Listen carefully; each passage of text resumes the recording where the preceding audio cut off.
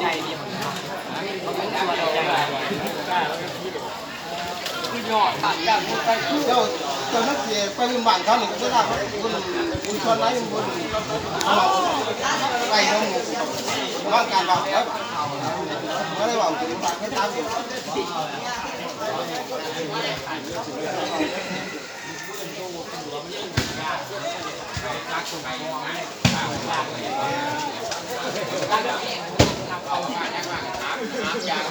นี่ใส่แล้วของแล้วของขวดแล้วบอกตามแค่วันไหนห้ามไม่ไหวแล้วไปเจอบอกเนี่ยยังไงมาพอตัวเด็กแค่ตีอย่างอยู่ตัวมันหดกับพี่แน่ตัวหรือว่าถ้าพอขาแกงเนี่ยตัวลูกคิดจะแกงอยู่จะแกงจะพักอีท้องเนี่ยพักท้องไงคนจะแกงอยู่แกงจะพักอีท้องทั้งพี่ก่อนโอ้พาหมดเลยเนี่ยดีแล้วเขาเป็นวัดเศษว่าเคยเป็นเคยแก่ที่สุดแล้วเนี่ยก่อน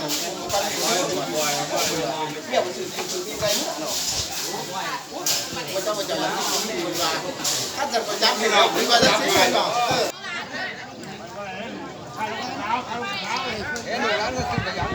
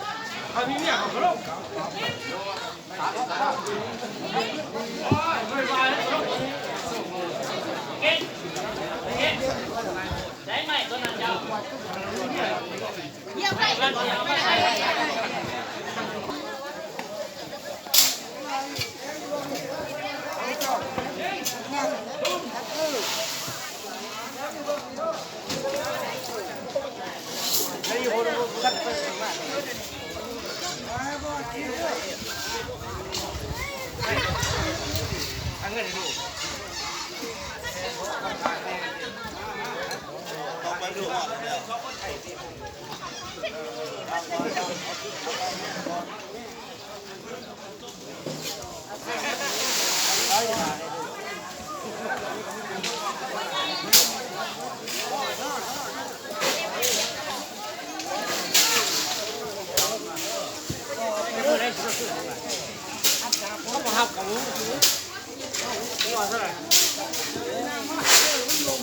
มันไม่ดีครับ